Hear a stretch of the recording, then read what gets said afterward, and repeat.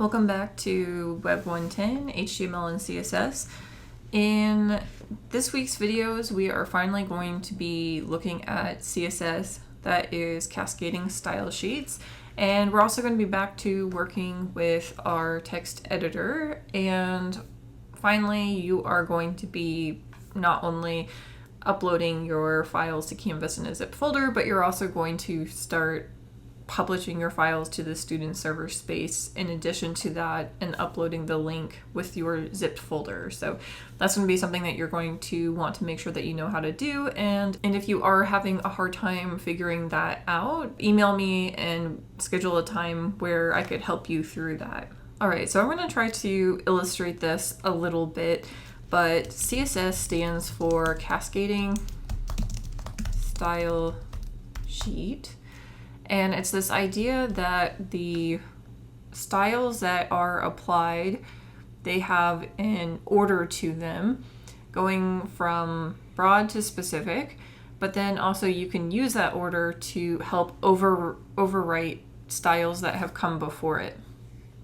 And so your book is going to list a bunch of groupings for these styles. My list is going to be a little bit different from what that has, but it's basically going to be the same thing. So we're going to have this stair step sort of idea. So at the top of this, I would put browser styles, which I feel like is something that it's sort of implied with the textbook. They don't really list that out, but the idea is if you haven't specified any styles in your own CSS, then whatever the browser has by the default is going to be what applies. And you want to be mindful of what the browser default styles are, because if you don't add your own styles to your own style sheet, you could end up battling against the styles of the browser instead. And the browser could unintentionally affect a lot of different things. So that would be the most broad, and if it kind of helps with this, we could put here broad, and then next, and I'm just going to indent it to stair step, we have our external style sheet. And that's going to be our actual CSS file. Let me do that. And so a lot of times when you are creating styles, you will put your styles into a document, kind of similar to how we had the HTML files and how those were different file documents. And there's going to be a lot of reasons for why you would want to use an external style sheet. We'll kind of come back to that idea. You can put all of your styles together in one single sheet, and then you can link to that sheet from all of your HTML pages. And so because it is separate from the HTML file, it's again going to be more broad than if you were to put styles on that page, but you have the benefit of being able to apply it to a bunch of different things. And then because it is linked to your styles, and it's linked to your styles as part of your files, it's going to overwrite any styles that were already established in the browser. Now, if there are styles that are not in your style sheet, the browser would still kick in, and it would add styles to things that you didn't bother adding styles to. Next on this list is going to be internal styles. And that's going to be in the head section of your website. If you recall, right now with the head section, we've only been putting the title and the meta tag for being able to put in different types of metadata, mostly the character set at this point in time. But the internal style lets you add styles to a specific HTML file. And you could even write a note to yourself on that. I'm going to try to leave this visual a little bit more simple, so I'm going to leave it the way that it is. But it's in this head section, and actually it's a little bit more specific than that. It's in a style tag that's inside of the head section, but that just kind of makes it look a little bit long. Hopefully that's going to be easy enough to kind of follow as one sort of group. Okay, so that's the internal styles. And then we're going to have inline styles. And these are going to happen in the opening tag of HTML elements. And that's going to be one of the most specific ways that you can apply a style. This is going to be our general look at the cascade of the style sheet. And then there's gonna be more specifics, but I want to wait until a little bit later in the videos to cover all those different things. But these are going to be your basic things. So starting off with the browser styles, and then you have an external style sheet. I was about to say one style sheet, but actually you can have multiple style sheets. But it groups together a bunch of styles outside of your file. And then you have your internal styles, which are added to the head section of your individual page. So it overwrites anything that's coming from outside of that. And then you have inline styles, which are going to style things specifically for a single HTML element.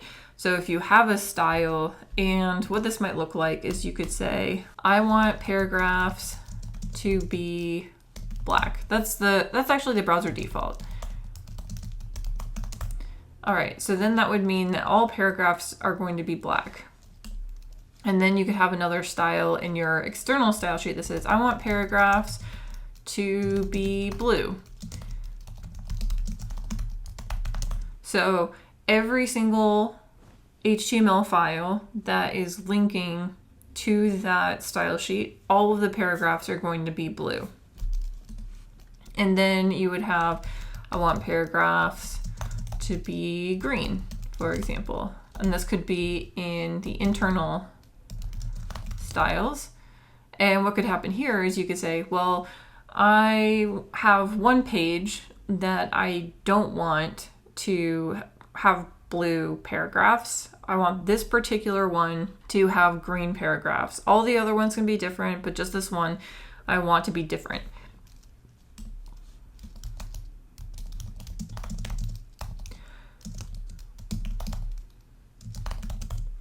And then we could have this last one where we're saying, okay, well now on this one particular page, all of the paragraphs are green, but there is one particular paragraph that I want to be red. So you would write them, and this would allow you to have specific control over certain areas where you could have kind of general blanket statements of how you want the styles to be, but you could be very specific in how you actually style everything. So it gives you a whole lot to work with. Now back to this idea of working with an external style sheet, because you might find it quite convenient to write your styles just in your HTML in the style tag. And that's going to be something I actually do a lot in these videos, is I'll write a lot of the styles as internal styles. And the biggest reason for that is because we have a limited screen space, I like to try to have the browser take up part of the screen, and then I like to have the text editor take up the other side. And I don't want to fill up the screen with too many files or switch back and forth too much between HTML and CSS files. And so I will often show you how to write your CSS in your HTML page, but the best practice is going to be writing all of your CSS in an external style sheet. And I'll show you how to do that too, but it's going to be something I'm going to do less often, just for the convenience of being able to share things on my screen a little bit more easily. So I just wanted to give you a bit of a warning about that. So some benefits to working with style sheets is that you are able to just control everything on an entire website just with a single file. This kind of breaks down further into separate things. One of the most important things, I think, though, is keeping your style separate from your structure. It allows for you to have your structure be completely focused on just the kind of a skeleton. I know I mentioned that kind of idea before, just the skeleton of things. And it also makes it really easy to swap things out. You could do a whole overhaul on your styles of your website by just uploading a single style sheet, and it would affect everything. And as so long as you are focusing your HTML just on structure, you can do those overhauls without having to worry too much about having to go in and actually change a whole lot with your wireframe. Unless part of your wireframe is, part of the problem of how you want to change the structure of things. So that kind of goes into the next thing, is styles can be easily stored and easily swapped. This also can help to make your files potentially smaller, because you are putting everything into a single file. If you were to put all of your styles on each individual page, you would be repeating a lot of the same things over and over and over again. And it just really cuts down on space by putting it all in one document and just linking and referencing to it rather than having to put all that information on every single page. That also makes site maintenance a lot easier. Now, for a website the size of what you're working on in this class, it's not so much of a big deal, especially with what we work on in the demos. It's not a big deal. But let's say that you have a website and it has 100 pages. It would take a really long time to go in and change every single style, and it could be very easy for you to accidentally leave something and ignore something that could really break the styles of what you're trying to do with the website. So being able to have all of your reference go to one single style sheet or a couple style sheets depending, and then make your changes there, it's going to be really helpful. That's also a really good reason for using comments, because while you are writing your styles, you might think, oh, this is really clear, I'm going to know what this is, I'm going to remember this. But down the line, you might not remember, or you could be sharing the file with someone else and you might have some sort of style that's changing a particular paragraph to be a certain color, and you have a certain reason for why you're doing that. It's really good to add comments on there to help explain what the reason for doing that was. Before I get too much into the particulars of how this actually works, I want to show you a website. This week has fewer links than the last one. I know the last one had a whole lot, but this is going to be kind of the same thing where I'm just linking things that are going to be helpful. Most of what you're going to see on here, you're going to get the full information from just watching the video. So these will just be links that you can go back and you can reference on your own if you want to look at them again and you want to make use of them. So the first one that I want to look at, and these might be in a slightly different order, but the first one I want to look at is called CSS Zen Garden. Alright, so CSS Zen Garden is a website that helps to demonstrate how HTML and CSS can work separate from each other and how much CSS can actually change how a website looks, even if there's the same structure. And what's actually kind of interesting about this website is the directions basically make up the whole HTML content. So there's a little bit of information on like, what is the point of doing this? You know, what is this about? How do you participate? How do you submit your own style sheet to this? What are the benefits for this? What are the requirements when you are wanting to submit your own example? And then, so this is actually one of these examples. And if you go to, hopefully this works. I know sometimes the links haven't been working. Yeah, for some reason, some of them don't work, and then I know these ones do. So if I click on this, you'll notice it's the same text information, the road to enlightenment, and then here we have, so what is this about, participation, benefits, requirements, but they've all been styled very differently to try to make a really good demonstration of how you can make something different. And unfortunately, the links for this aren't really working the best anymore. There's about 8 or so different examples here, but what you might notice is as you click on these, it has a number. So it says now csszengarden.com and then 220. So you can assume that there's probably 220 different examples of these. So I should be able to go, and I don't know how they're numbered, like if it's 001, for example, but you can go in and you can see all of the different examples, and I don't know if all of them are responsive or not. It looks like some of these aren't, and I would wonder too if maybe the oldest ones might be a little more dated in how they look. Let's do like 200. And it's not to say that these are the best examples of working with CSS either.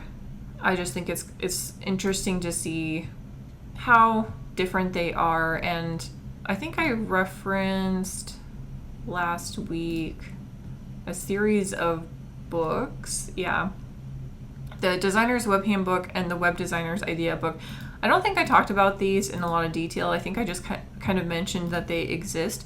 But one of the things that I like about them, and let me see if I can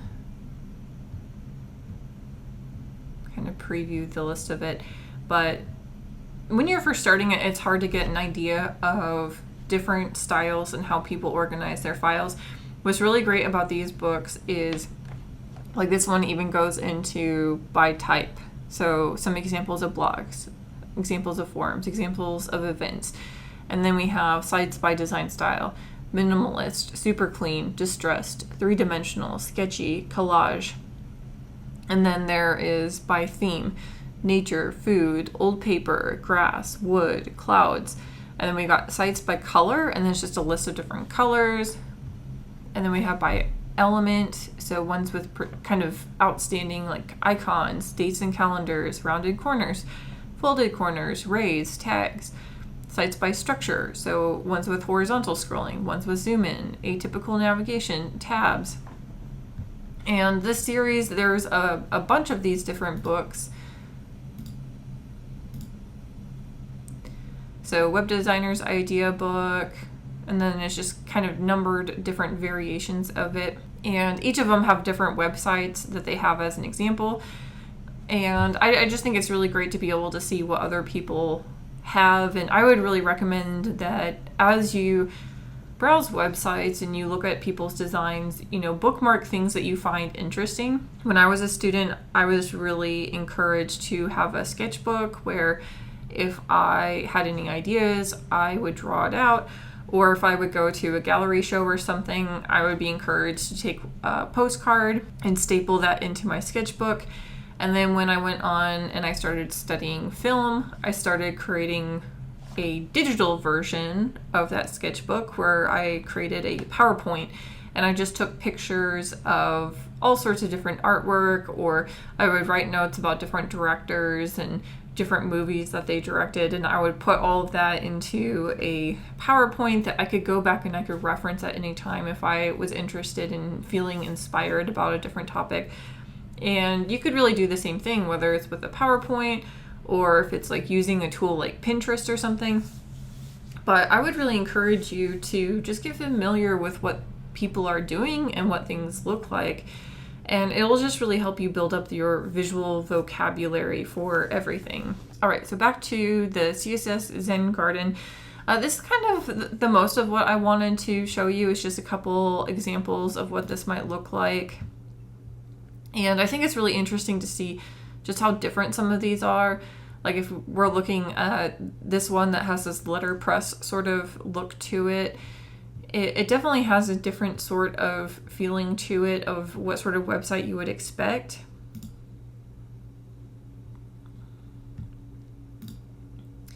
Here's one with a robot in it. It's a little bit more kind of playful looking. This one's really strange. It kind of looks like a dating kind of website.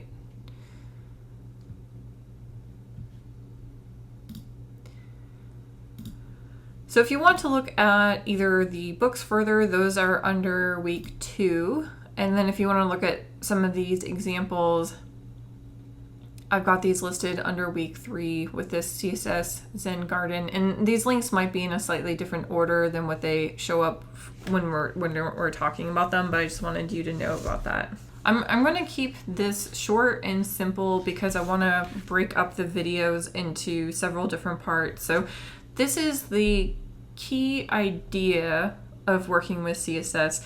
In the next video, I'm going to actually break down how exactly the syntax looks for CSS and how to actually write it. And then once I've covered how to actually work with CSS and how to write it, then I'm going to start introducing specific ways of working with CSS. For example, color is going to be what is talked about in chapter 4. And so we're going to look at a lot of color.